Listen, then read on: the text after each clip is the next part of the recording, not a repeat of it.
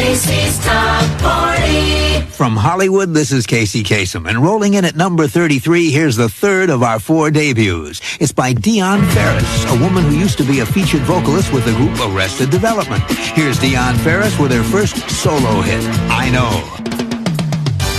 Casey's Top 40. I'm Casey Kasem. This week's number 1 is the first solo hit for a singer who landed a record deal through the back door. She was included on a tape by a woman who was trying to land a job as a talent scout. The woman who sings this week's number 1 had her first success as a singer with a group called Arrested Development. But when she left that group to pursue a solo career, that career didn't exactly take off. In fact, she says for some time she wasn't sure how she was going to pay the rent or buy food. Things were getting pretty desperate. To get some exposure, the singer performed at open mic nights at clubs in Atlanta. And that was the beginning of her break. One day a woman named Kim Burse asked if she could record one of her performances. Kim explained that she was trying to land a job as a talent scout for a record company. She wanted to give them an idea of the sort of artist she'd like to sign.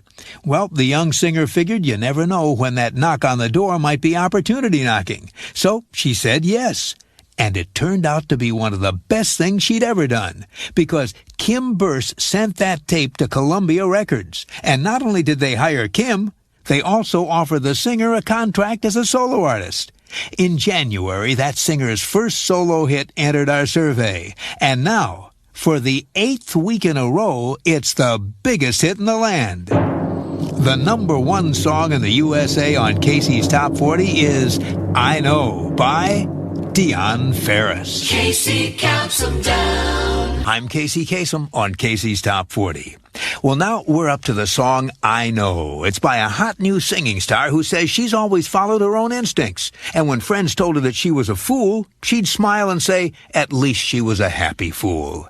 Dionne Farris says she's always felt strongly about pursuing her dreams. When she was a teenager dreaming of becoming a singer, a lot of her friends told her she'd never be able to do it. But she stuck with her dreams and she kept on working at it.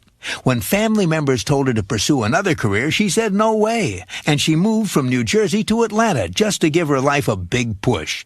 That's where she landed a job as a singer in the Grammy-winning rap group Arrested Development.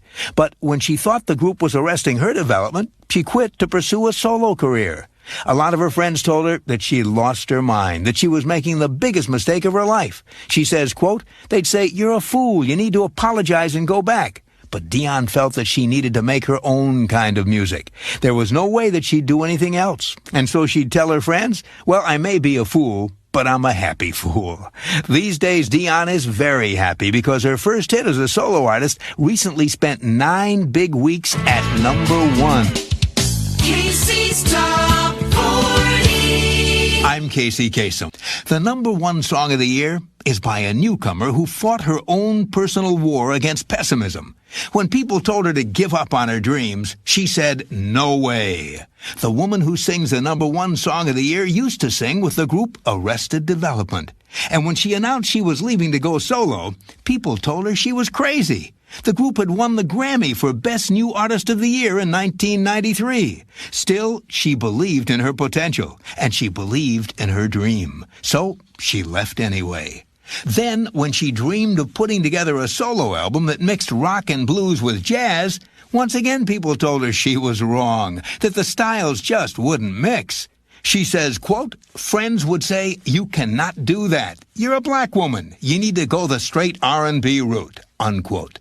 And then, when this young singer decided to arrange, co-produce, and co-write all the songs on the album, once again many of those same people said she couldn't do it. In the end, this determined woman didn't listen to all that pessimistic talk. She went right ahead and followed her dreams, and the results have proven she was right to hang in there. This past January, her first solo hit entered the top 40 and started climbing the chart.